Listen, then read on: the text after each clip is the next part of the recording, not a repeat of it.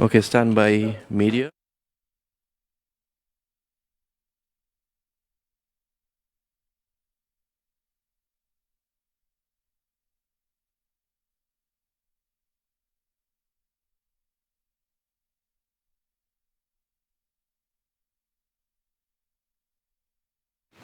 Two, one, and.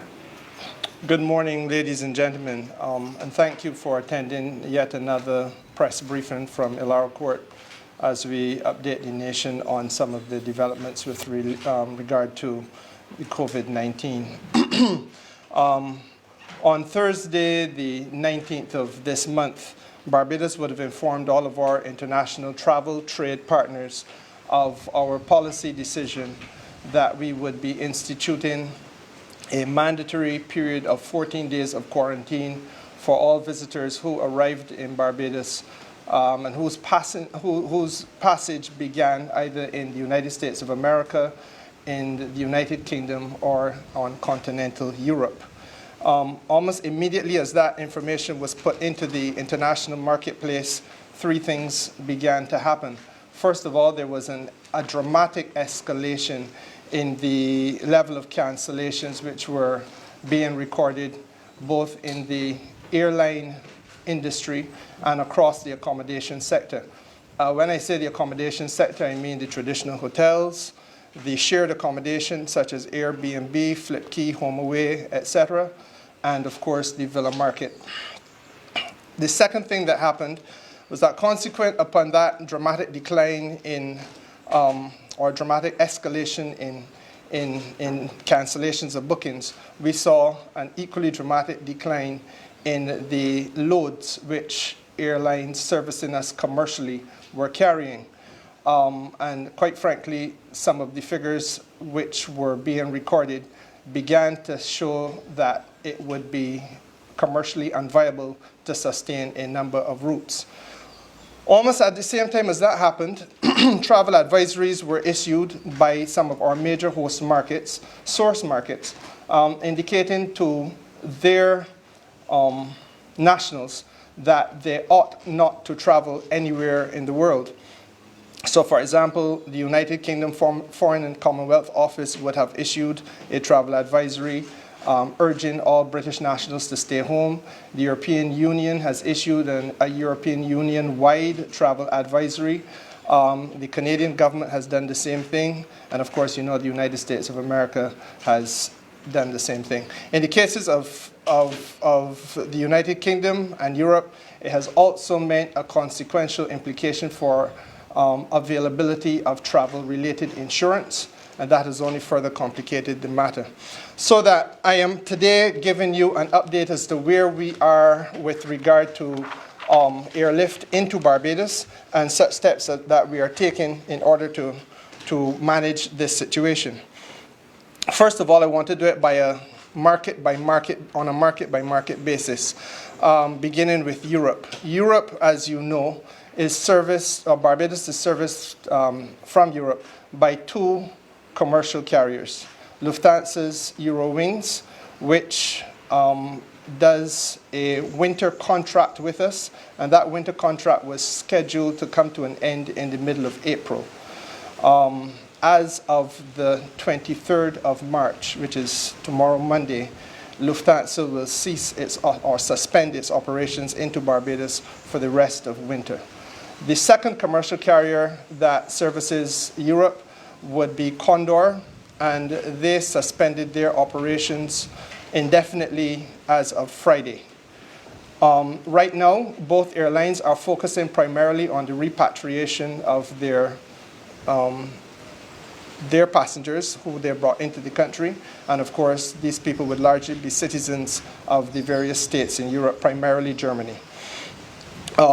In the case of Condor, given the European Union's travel advisory and given our situation in Barbados, we will begin discussions with Condor again once the circumstances are appropriate here, and equally once the circumstances are appropriate in Europe. The next market I will want to speak to is Caribbean and Latin America. The Caribbean and Latin America, let us deal first of all with the Caribbean. It is serviced by Liat, and it is also serviced by Air Antilles and Caribbean Airlines. The situation with regard to Liat, as we speak, is still pretty much as it has always been. There have, of course, overnight been some indications of sister CARICOM states taking decisions with respect to their own borders. And therefore the situation is very fluid.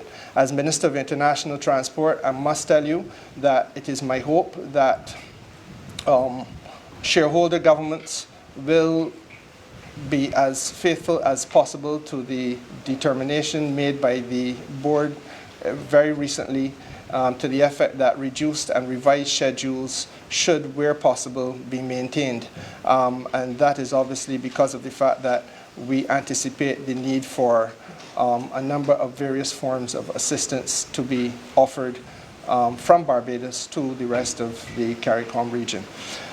With regard to Air Antilles, Air Antilles has indicated that their services will be suspended from Monday, the 23rd of March, and that will continue indefinitely until such time as we feel that there is a satisfactory abatement of the situation confronting us.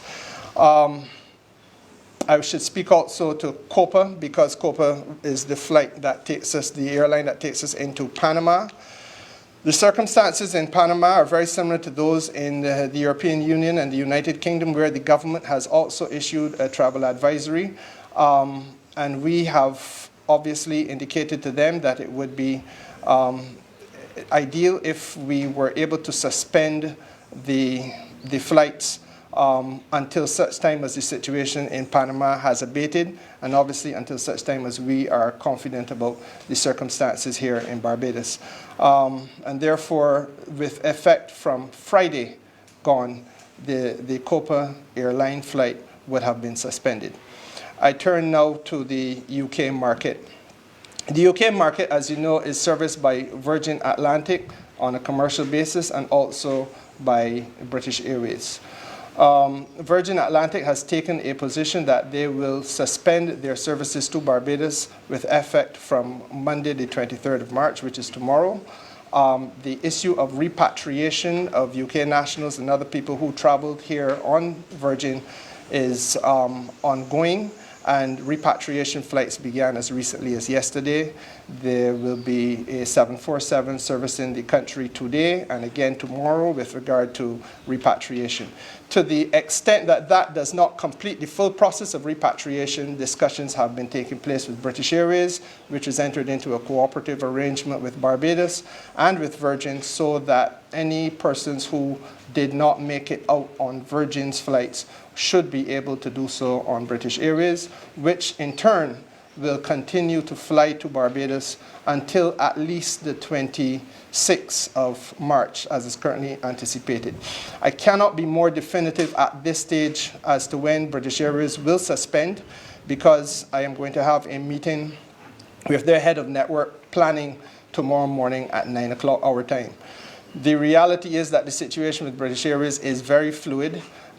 They are planning at present to bring a complete cessation to their global network, which is 280 planes and approximately 45,000 employees. And obviously what we are discussing with British Airways is the desirability of maintaining at least a once weekly flight between the United Kingdom and Barbados, because of the very important issues of being able to freight into this country medical supplies, food, and other supplies which are necessary to make sure that we can tide the country through this difficult period. Those discussions continue to be ongoing with a view to making sure that we are not in any way cut off from the UK market. Similarly, with the United States of America, the United States of America is serviced commercially by American Airlines and JetBlue. Let me speak first of all to American Airlines. American Airlines has suspended its operations today, tomorrow, Tuesday, and they will resume on Thursday. Today, tomorrow, Tuesday, and Wednesday. They will resume on Thursday. On Thursday, American Airlines will continue to fly twice weekly from Miami to Barbados, and they will fly once weekly from Charlotte, North Carolina to Barbados until the 1st of April. That gives enough time for American Airlines to repatriate its passengers, and also for us to continue to have some connectivity with the United States of America. Again, for a number of reasons, including the fact that there are Barbadians who are trying to come home. People have students who children who are studying overseas who wish to come home. And we have to be able to facilitate that. And equally, there are obviously a number of supplies that the island continues to depend on.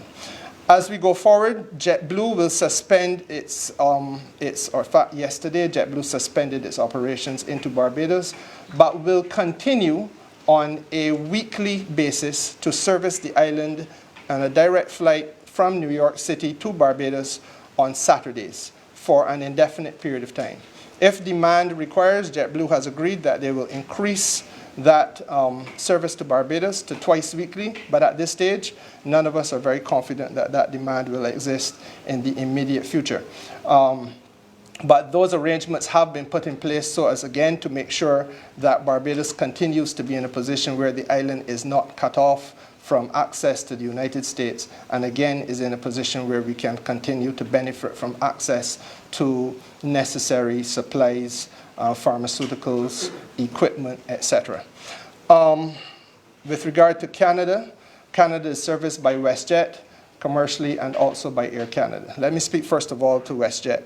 WestJet will has ceased its worldwide operations with effect from yesterday, and that the issue of when or if they recommence is something that we will have to wait and see what transpires. With regard to Air Canada is bringing their operations to a halt globally by the 31st of March.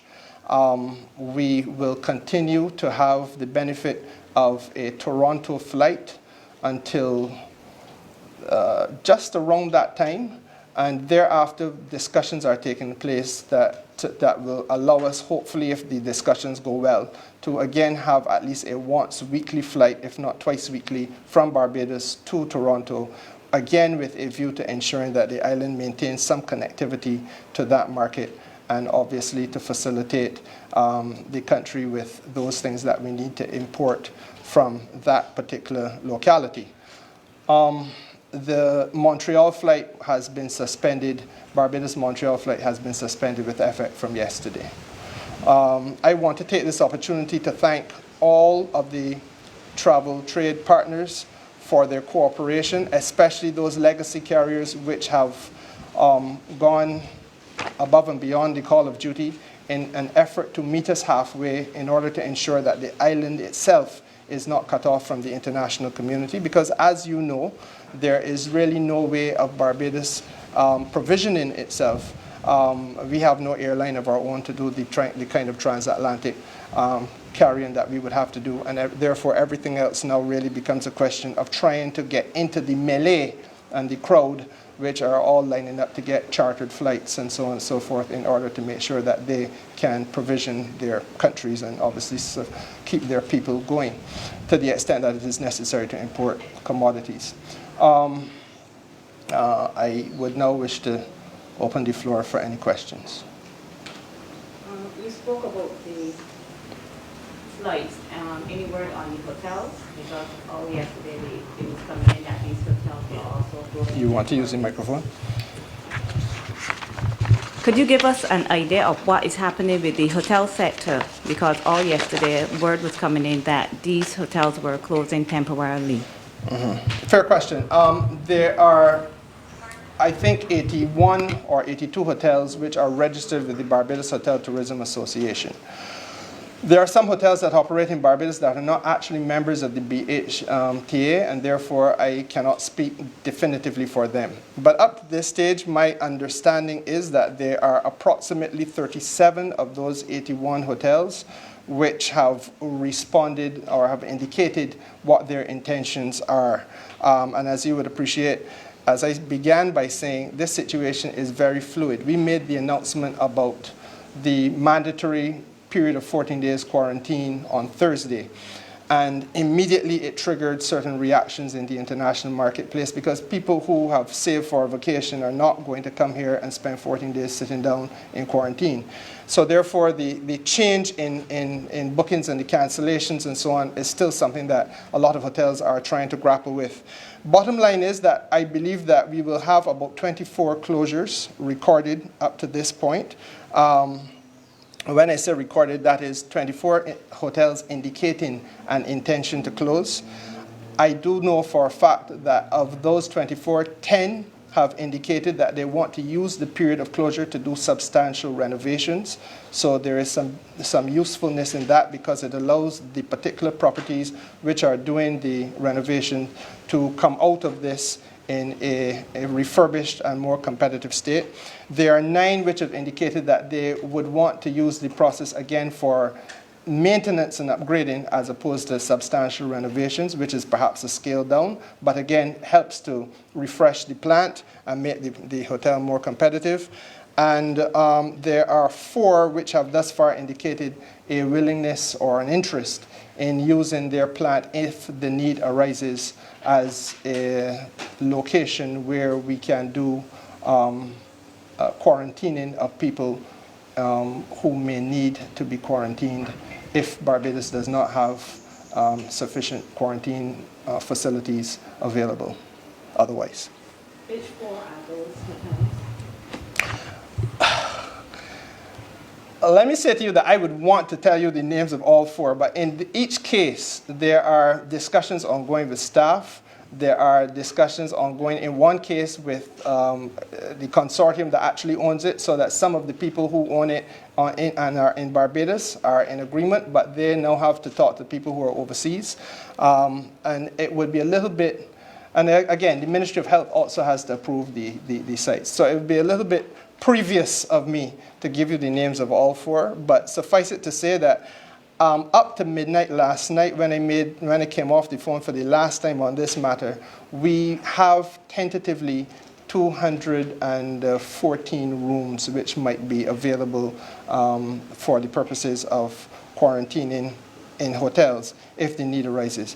There's obviously the possibility for more to be added to the mix, but that is up to midnight last night. You didn't mention Caribbean Airlines. What is the I beg your pardon. Sorry. Yes, Caribbean Airlines. And again, that is one where, again, Trinidad, I think, has issued some comment early this morning. I was made aware of it to the effect that they may also make adjustments to their borders. And that situation is one that I could not speak definitively to because we would now have to have discussions with Trinidad to see exactly what the implications for that are. Let me say to you that the airport here has been approached by none less than the World Food Organization with a view to our availability for the purposes of onward transmission of necessary items, largely commodities and food and so on, which may be necessary to be distributed across the sub-region of CARICOM. It is one of the realities of a humanitarian type of assistance. And quite frankly, it is one of the realities, as I've pointed out, that we have to face ourselves in terms of being able to keep ourselves sustained, because none of us know when this comes to pass, when this comes to an end. And therefore, part of the dialogue that we have to have with our colleague states in CARICOM going forward is the need for us to be able to access them if the need arises and the terms on which they will be accessed. And that is why the issue of closing borders becomes a very, very delicate one, because there are a lot of collateral issues that can come about as a result of that. I'm very glad you mentioned that, because I was also wondering if Liat will be, based on what you said, if Liat will, even if they don't have commercial flights, if they'll be still used to create the I wouldn't say mandatory, but the necessary in-transit trade between the islands for food, medicine, etc. Yes, and again, also the movement of some services, because again, we have to understand that there are a number of services offered in Barbados that are not easily accessed in other parts of the Eastern Caribbean, and it is often very necessary for Barbadian service suppliers, service providers to be able to access. And I suspect that once this is talked through and thought through very carefully, that we will all come to a common understanding that there is probably going to be a need for there to be a reduced and perhaps revised type of schedule, because obviously LIAC cannot function and stay afloat doing the kind of scheduling that it now does, given this current environment. But by the same token, I am anticipating confidently that a level-headedness will prevail across the region, and we will understand that as you say, for the purposes of provisioning and also for the purposes of providing services, there's going to be a need to have mutuality of access across borders, to some degree. I have one other question, and this is regarding Barbados itself, given the fact of the limitation to 25 people, how advisable, or what is the position then regarding staycation with the local population, given the limitation of 25 in a given area? Ian, it is a very important question. And it goes again to the fluidity of this situation. When I addressed the BHTA last Wednesday, I believe it was, or Tuesday, I felt confident then that the idea of staycations was something that we could try to do in Barbados in order to help keep people employed and help keep hotels open. The reality is that the circumstances have changed a lot in less than a week. I don't want to say it is impossible to do a staycation, because there are hotels which have indicated definitively. I told you about the ones that said they will close, but there are some that have said they will remain open. I think it is important for us to understand that where it is possible, we would want to encourage Barbadians to make that type of contribution towards making sure that our brothers and sisters can remain employed. But obviously we have to do that in a very balanced way, measuring all the risk and so on associated with it. So I can't say yes or no to the idea of staycations. I do say to you, however, that there are hotels that are going to remain open. There are hotels that are interested in doing that type of business. And I think it would be a question of the extent to which you then participate and the way in which you participate. Obviously, sitting at the bar all night long and so on may not be what you may wish to do. But again, I don't think that at present there's a difficulty in going discreetly and having a little time with your significant other or your children at the beach. So, it's a question of personal discretion. For visitors who might not be able to get out before the flights are suspended, what provision are we making for those persons? All of the airlines that I've spoken to have been committing to a process of repatriation. So that for those that suspended almost immediately, let us take, for example, Condor and there's one other, I can't remember, but let's use Condor. With regard to them, obviously the connections would have to be utilized, and we would expect that you would go back through the United Kingdom to get onto Europe. And a similar type of approach would take place for those people. Yes, the other one was COPA. You can get back to Panama via the United States of America. And so those types of cooperative arrangements would be in place so as to ensure that people can get back to the point from which they departed as seamlessly as is possible in the circumstances. And again, one of the reasons why we have tried in the case of the United Kingdom and also in the case of the United States of America to make sure that we continue to have those types of operations for as long as possible is to make sure that we remove the challenge of persons being able to get home.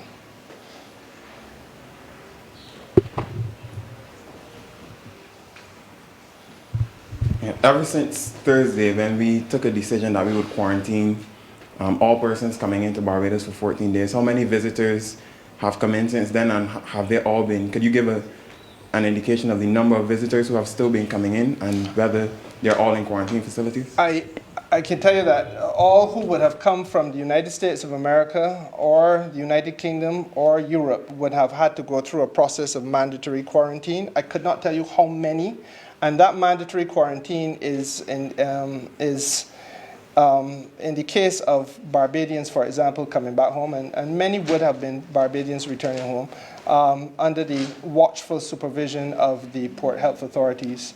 And at present, that is being allowed within your own home environment, if that is an appropriate environment. Obviously, as we have come to an element of community spread on island, it therefore becomes necessary for us to look at broadening the base of quarantine facilities, and that is why the discussion with hotels has begun, because that gives us an opportunity to use plant that is already established. You don't have to come and build it and spend a lot of money. And as long as we can enter into an appropriate arrangement with the Ministry of Health and also the labor movement, then it is an option that is immediately available to the government. Yes, sir. Sita and BeijingReporter.com again. In terms of the airport, and I know that the Defence Force had received hand sanitizer, I was wondering what is the position with Grantley Adams International Airport and or Barbados Port Incorporated? With regard to hand sanitizer? Yes, please. I have with me the CEO of Grantley Adams International Airport, Mr. Terry Layne, and I'm going to ask him if he can field that question, because I couldn't answer that personally. Good morning, and thank you, Ian, for the question. The airport has on hand a supply of hand sanitizer that is being used at this point in time, and we are not worried about the availability of such. We have actually, obviously, as a result of the virus, we have increased the instances of hand sanitizers being made available, especially in the area of arrivals. I think we're all aware that all persons have to use the kiosks. So we have place sanitizers there. We have our representatives as you come into the hall, making sure that you're sanitizing. And what I can say is, as of today, we're not worried about the supply that we have on hand. We have sufficient, and we have additional on the way into Barbados as well. Thank you. Mr. Layne, before you go, we spoke about hand sanitizer, but we would have seen video surfacing yesterday of a mass exodus of people trying to exit the island, and of course they were all congregated. That raises some concerns about we are supposed to be practicing social distancing. Has the airport put anything in place to ensure that that does not happen? Because I saw there are quite a few flights scheduled for tomorrow as well. I saw the photos and the videos, which were not yesterday. They were of a different day. And what we're doing, we're working with our airline partners to make sure that we are following the directions given by the government with regards to maintaining an appropriate distance. On the flip side, we have to balance that with the fact that we have a lot of visitors that are looking to leave. So we're working with our airline partners to make sure that we can meet those requirements at this time. Yeah. Minister, what about the crew members on board the cruise ships that are docked off Barbados? Have they all been repatriated to their countries, or are they still on board the ship? The current situation is that no shore leave is being given, and there are still a number of ships which I think would have some crew on it. First issue was to repatriate, obviously, those people whose itineraries were truncated or stopped in midstream. And that process, I believe, comes to a complete end tomorrow morning. I think we may actually be down to the point now where we have 2 or 3 flights left to complete that process. And what you would have seen yesterday is the convoys taking them up in a security bubble from the port to the airport, where they would have been carried to the site of the aircraft and boarded.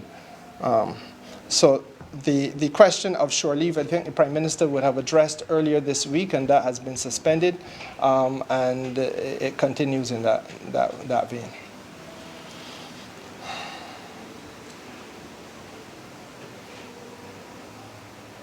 Some of the measures that you have outlined today, there are some people who are of the view that many of these more stringent measures should have been taken a little while ago, and as the situation in relation to the number of recorded cases starts to increase, there seems to be a general feeling that more could have been done to shut down non-essential travel a lot earlier, perhaps a week ago, like some other CARICOM nations have done. How does the administration defend its position? Well, I think that the issue really is that I had used a phrase just now, which I should not have used as I reflect on it. I think I had used the phrase community spread. We have not gotten there. In-country transmission, I think is the correct phrase. And we had not seen any in-country transmission or recorded any cases of COVID-19 prior to this week. And the reality is that to close the borders, as I just indicated to you, quite frankly, or rather to bring a cessation to touristic-related travel, automatically brings a complete cessation to business for a vast cross-section of this country. So that the next issue, while I understand fully the point you're making, the next issue that we have to balance is how then do we deal with the unemployment fallout? And how then do we manage all of the social implications for that? May I say to you that right now that is an ongoing headache for several thousand Barbadians. I mean, take for example the taxi operator who recently spent some money getting a loan and then committed to a vehicle that will in all likelihood be underutilized, if utilized at all, during the course of the next couple of months. That loan has to be dealt with. What we have done is to go to Parliament on Friday and to put in place, or we've announced that there is in place now an arrangement with the banking community so that we can give a moratorium for at least 6 months for businesses which have indicated that or demonstrated that they are suffering as a result of the COVID-19 experience. But you can go on and on. The knock-on effect in terms of unemployment is quite substantial and quite significant. I was just asked a question here about how many properties have closed or will close. And at this stage, even though we have not gotten more than just under 50% of the properties feeding back, we already know that we're likely to have 24 closures. That means that there has to be a provision made for those people for at least 6 months for severance payment. And again, on Friday, we went to Parliament and we have put in place the arrangements for there to be an accelerated receipt of those funds. But these are part of the knock-on and consequential effects that we have to balance against. And it would have been leaning very heavily on the other side and perhaps not balancing the risk if one decided before there was any evidence of either in-country transmission or even a case in Barbados to simply say that you're going to close the borders. I may to give to you one last very important point. Even as we've taken this position, we all know that there's precious and essential equipment that must be brought into Barbados still. The Prime Minister made the point on Friday in Parliament that the issue of ventilators being accessed is something that we are still doing. And then having accessed those ventilators, we must transport them here. Are we to put them on a boat and let them sail across the Atlantic for 3 to 4 weeks? Answer, no, because several people will die. So you have to be able to fly them in. The issue of medication, again, there's a need for it to be air freighted in. And you can go on and on and on. There's food issues, and that is also being air freighted in on a daily basis. So that, again, it is understandable. I get why people would want to see the most drastic possible measure being taken. But at the same time, there is in governance a responsibility to balance all of the sides of the equation and try to make as sensible and sound a decision on the best possible evidence and advice that we have.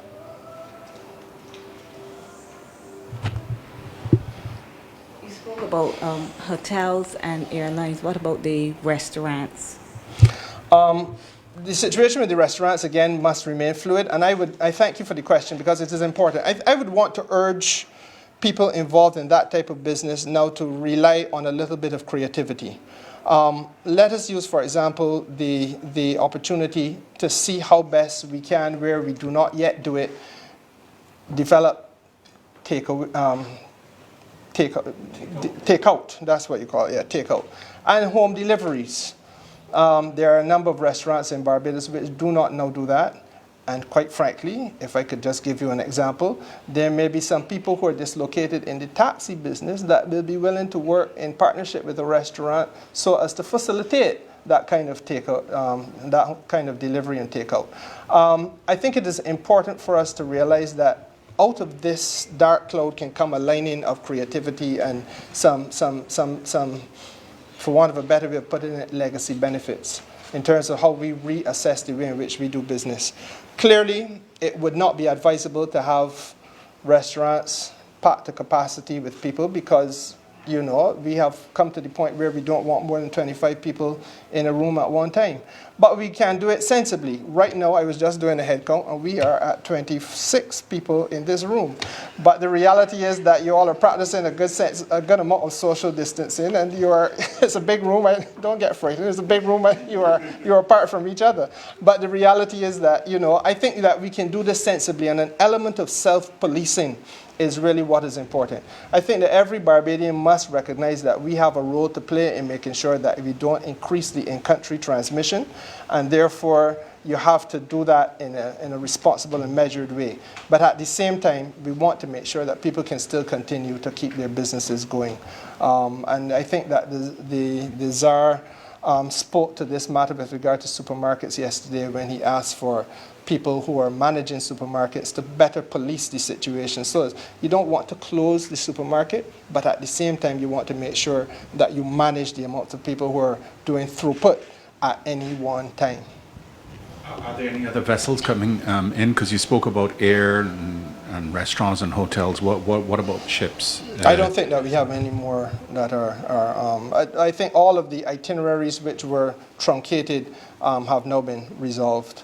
And I think we've come to the point where those ships will either remain at anchor off Barbados or alternatively go back from whence they came in due course. Bear in mind that the cessation to international cruising was for a month beginning Friday before last. So we're already into the second week of that. So it will not be long again.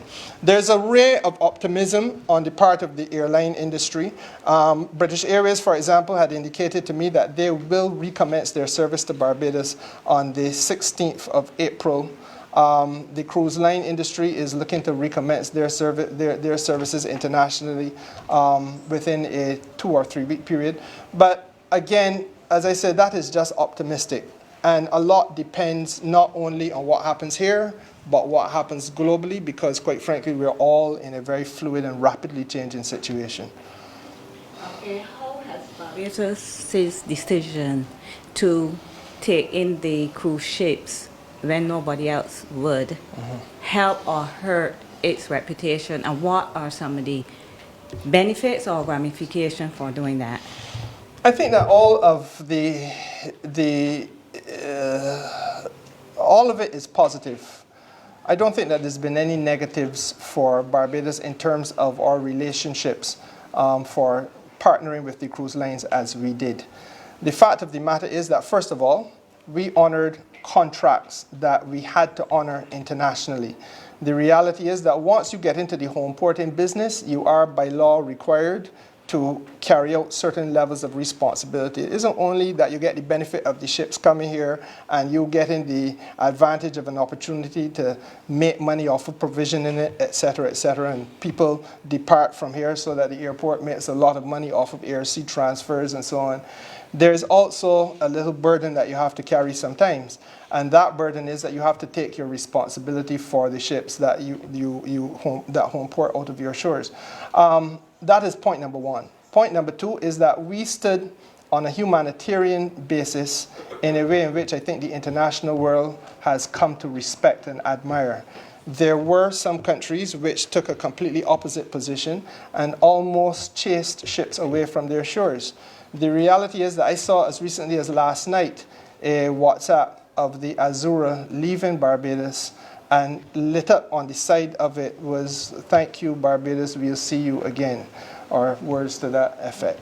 And you know, there is a sense in which I think, as I said to the BHTA a couple of days ago, we are now in a position where we can come out of this and take ownership of, let's speak about the cruise sector, take ownership of an industry where we have always only been on the receiving end.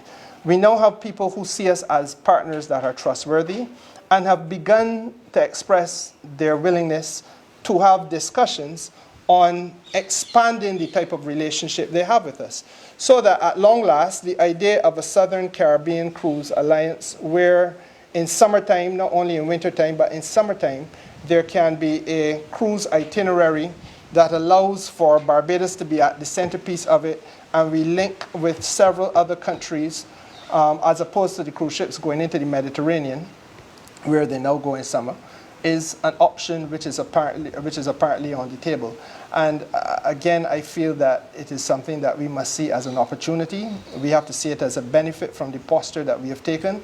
And again, down the road, it can only speak towards offering significant commercial opportunity to the country and employment benefits as well. One clarification I would like Mr. Layne to make. He spoke earlier about the people leaving en masse, but what about the workers at the airport in relation to their protection? Thank you for the question. From the outset, we have taken the steps to ensure that our workers at the airport, both Gaia Inc., but also the general airport community, have been exposed to sensitization from the Ministry of Health.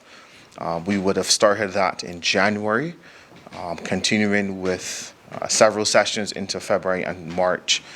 We would have had the benefit of direct consultations with the COVID czar, Mr. Carter, speaking to us, our workers, as well as our partners at the airport in terms of the government's response, but also some queries or some questions with regards to the use of personal protective equipment, which I know has made the media.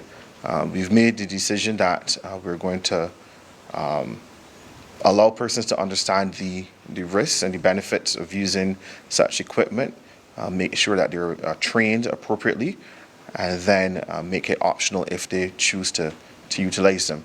But I mean, that's just one part of the many things that we've been doing in terms of protecting our workers.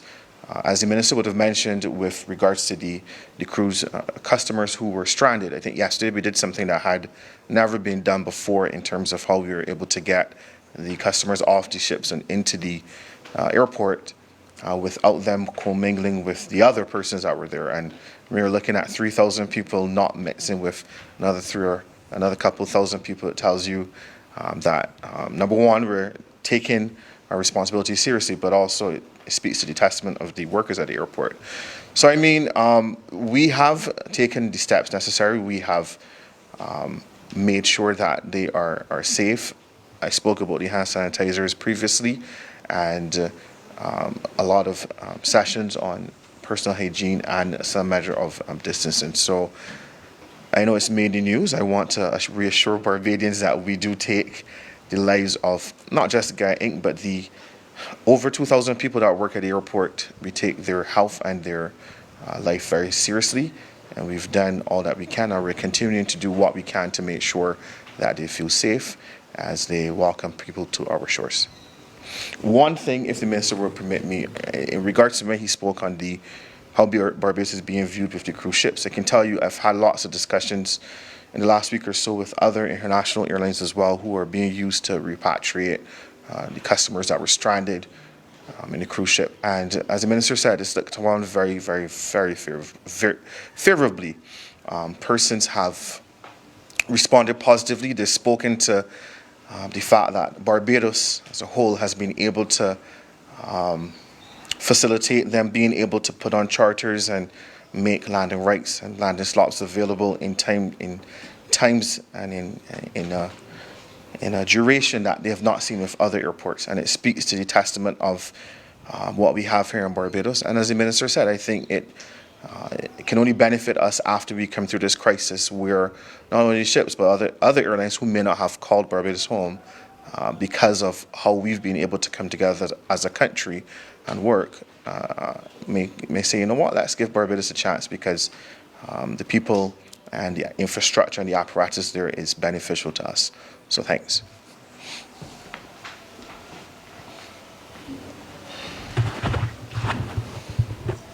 Back to you, Mr. Mayor. Yes.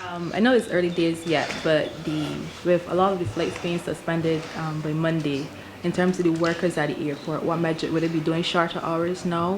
What kind of measures can we expect for staff at the airport? Well, I don't want to speak to specifics because we have a special meeting that I have to report to my board on, and I have a responsibility to report to them first. But obviously, the flight changes do affect the airport. Not only Guy Inc. is about 500 people.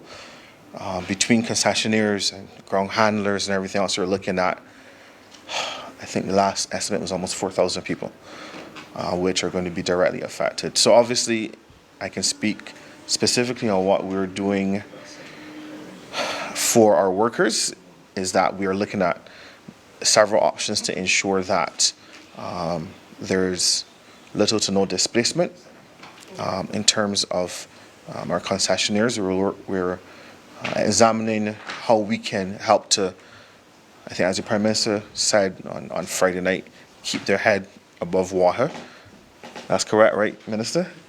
We're working with the airlines to see how we can ensure that they see Barbados as a preferred partner. So from the airport's point of view, we have a responsibility to several persons and several entities, and we have been working feverishly to make sure that we have a plan that protects our workers, but also protects our partners to the best extent that we can.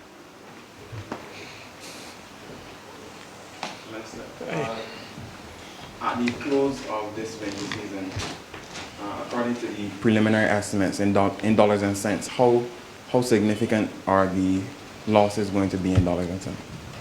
I couldn't tell you that yet because it really is too early. As I indicated, there's going to obviously be a number of closures. I anticipate that it will be a considerable knock-on effect across the economy. And, you know, we do not know when this comes to an end. Let me say to you, though, that while we anticipate or plan for the worst, we are hoping for the best. I would imagine that if you say just simply the end of winter, you might be being a little bit optimistic because I suspect that this will drag on into part of the summer as well. That is just to be realistic. For the government, the most important issue really is the well-being of the people of the country, which ironically takes me back to this question of borders. We had and have to find a way or maintain a way of being connected to the rest of the world. And we had to do this simply because, as I asked Terry only this morning, you know, how much medication is shipped into this island? A considerable amount of it. If we close, we can't access that. How many pieces of hospital equipment and other medical related equipment is shipped into the island? By air, substantial amounts. Not able to easily do it otherwise. In a time of crisis, the way of getting things to Barbados, which doesn't produce any of these things on its own, has to be via air. And that is really what our real concern has always been. How best do we protect people's lives, protect people's well-being, protect people's livelihood if we do not make sure that we use the airport as a tool or an instrument for the greater good of the community. In terms of the raw dollars and cents, it would be a guess. I really could not tell you because it is really too early to say what we expect the totality of the financial fallout to be. But as you would have heard the Prime Minister say, we have now tried to create a counter-cyclical approach to this, and to the extent that the tourism sector, which was the major driver of the economy, is being brought to a halt, then we want to stimulate other types of activity, for example, in construction, for example, in agriculture, and all other areas that we can as a means of generating activity elsewhere while this situation continues. I should also say that for me, and again for the sector, I see this as an opportunity for us to use the downtime creatively. And that the Barbados Hotel Tourism Association, the Barbados Tourism Marketing Incorporated, must now look at ways in which not only do they come back into the marketplace more aggressively and more competently, but equally how we do so in a more competitive way. And it means that we now have to use the Tourism Development Act, which is already an existing piece of legislation, but it has never really been used as a developmental tool. Now to be treating it as a developmental tool, which will allow for people who are in the sector to reinvest in the sector, not just financially, but also in terms of training of staff, in terms of reviewing and enhancing the product that we have on the island. I have made heavy weather about the fact that we have to try to make sure that we do not lose the attractions that we have during this crisis, but to preserve them as best as possible. And yes, I know the challenge is that to preserve them, it means that people have to go to them, but you're limited in terms of the amount of gatherings. But these are the things that we have to seriously look at, because I think that once we can revise those things that we did and have done in the past, and to try to find a way of doing them better, and to find ways of reinvesting into the industry, then the industry can sustain this and come out more competitively. If we move on to Stage 3, God forbid, what does Barbados look like in terms of travel and commerce? Barbados will look a lot like what you see happening in some parts of the United States. California is completely on lockdown. I think New York now has come to that point. It will look a lot like what you saw happen in some parts of Asia when they went on complete lockdown. And the way in which we avoid that is being very sensible about our movement about the country and the type of in-country transmission that will lead to that stage. Again, I must use this opportunity, as I think every other minister who's addressed the country is using the opportunity, to urge Barbadians to be as cautious and as sensible as possible in maintaining the social distancing. If there's anything that we've learned about this virus, is that when human beings stay a certain distance from each other, the virus cannot spread. And once the virus is not spreading, then it gives it a chance to die. And you are not getting to the stage where you have these vast escalations and increases in numbers of people that you now have around the world. We want to avoid that as best as possible. And I understand you saying, I mean, Barbados is not like a totalitarian society. I know you don't want to, or the government may not want to tell people, you can do this, you can do that, you can't do this, you can't do that.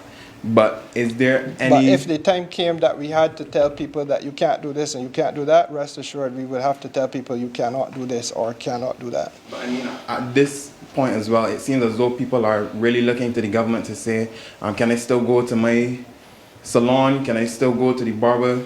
Should, people, is there any plan to outline at least a broad list of things that Barbadians should do and should not do during this period? I don't think there's a plan to outline a list of things that you should or shouldn't do, because I don't think we'd ever capture every single thing. What we've asked people to do is to exercise good judgment and common sense, with which we are all blessed. I question, for example, the wisdom of holding some of the FET type activities that I gather had been being held. And I would want to think that now we have heard what might have happened, that people would want to rethink that type of activity. But basically, to use your judgment as best as possible and maintain the social distancing, because irrespective of what the activity is, I mean, there are Barbadians who have never missed church for years, but they're missing church today, largely because of the fact that you are exercising good judgment. And I think that that is important for us to do. Minister, you're looking at the Not that construction. it is important for us to miss church. It is important for us to exercise good judgment. Right. Based on what you're saying about the importance of construction, and yet at the same time the limiting the limitation not on our part of tourism activities, what is the next step forward regarding the proposed construction of the Hyatt complex in the city? The Prime Minister addressed that on Friday and indicated that there are some, again, as part of the counter-cyclical activity, we are encouraging commercial activity to still take place and construction activity to still take place. And yes, the Hyatt has been named as one of them. My understanding is that there are no further prohibitions or barriers towards that beginning, and we should see movement relatively soon. Let me also say, again, the question will be asked by people who sit down and think through these things, as they should. Well, how are you going to have activities of a commercial nature taking place, even as we are trying to limit the amount of people who are coming into an area at one time? I think that GIS, and perhaps this answers your question, sir, GIS will undoubtedly be issuing a message on these matters very shortly. In addition to that, I do know for a fact that the Ministry of Health, for example, has itself also begun to compile a protocol on some of these things.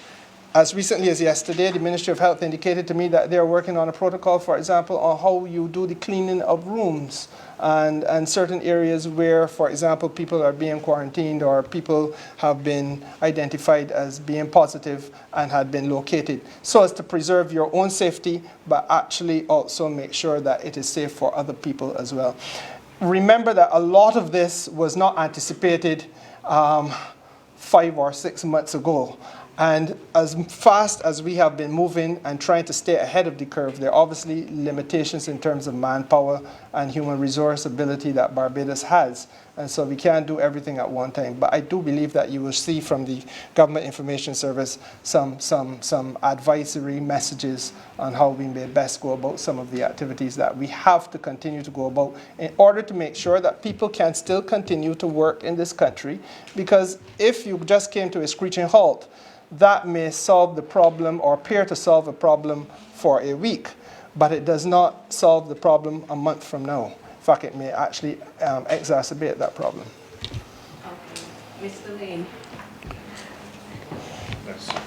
Earlier you mentioned that the Grantley Adams Airport did something that it never did before, but you didn't go into details about what exactly that was. Oh, that was in reference to being able to move cruise ship passengers from the port directly into a facility at the airport and maintain a degree of separation to ensure there was no commingling. So it was a logistical first for us, and in close cooperation with the Port Authority and our airline and ground handling partners.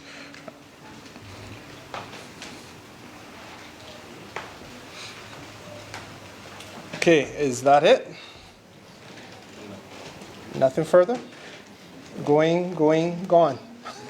Okay, well, let me thank all of you for giving up part of your Sunday for the opportunity to participate in this. I hope that it has been to some extent useful, and obviously the government will continue through a variety of voices to keep you updated on all matters relating to the COVID-19 situation as the need arises, and as and when ever we have that need arise, we will certainly seize the opportunity to do so in faithful execution of the commitment given by the Prime Minister herself. Thank you. Have a good day. And stay safe.